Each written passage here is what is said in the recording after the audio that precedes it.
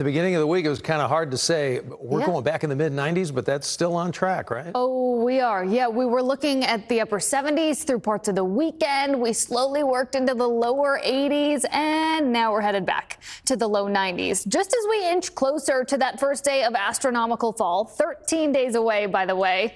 Today, we came in at 87 degrees this afternoon. Normal is 91, so we were 4 degrees below average. Our morning low of 63 degrees. It was nice and cool this morning. That was well below average. Our setup, though, this ridge of high pressure is settling into West Texas this evening, but it heads for North Texas as we head through the end of the week. And as a result, notice it keeps any moisture out of our way, and it will really enhance our southerly flow. So as a result, we get warmer temperatures from that every day. We're about a degree or so warmer as we get through much of the extended period. Now let's take a look at tomorrow's forecast in particular, because it still starts off nice in the upper 60s. Enjoy those morning walks. If you've got dogs to walk, it's going to be nice and comfortable. You won't be having to worry about pavement too much. By lunchtime, we're into the lower 80s, and then we do head to the lower 90s as we head into tomorrow afternoon. So it is the return of those warm temperatures, and we are about a degree back above normal by tomorrow. Now, what also arrives tomorrow is peak hurricane season. It officially arrives September 10th. Every year, that is average. But what is a bit unusual is we do not have a whole lot going on in the Atlantic. In fact, the 7-day period in the Atlantic looks really good, nice and calm. Here's the problem, though. Gulf temperatures are well above average. We are looking at Gulf temperatures in the upper 80s, 87 degrees to be exact.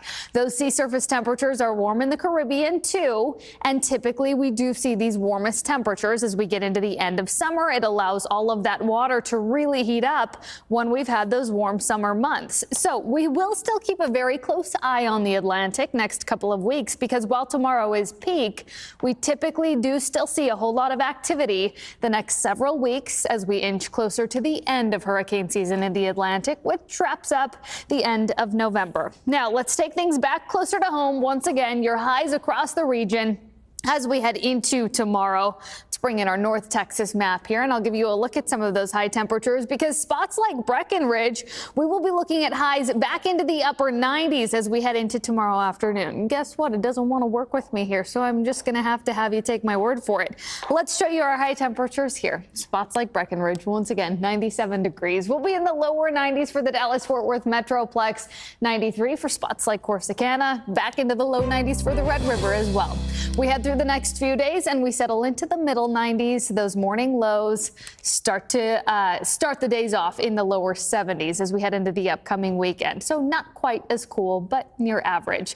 Those afternoon highs, though, well above it. Cowboys home opener looking at a high of 95 degrees.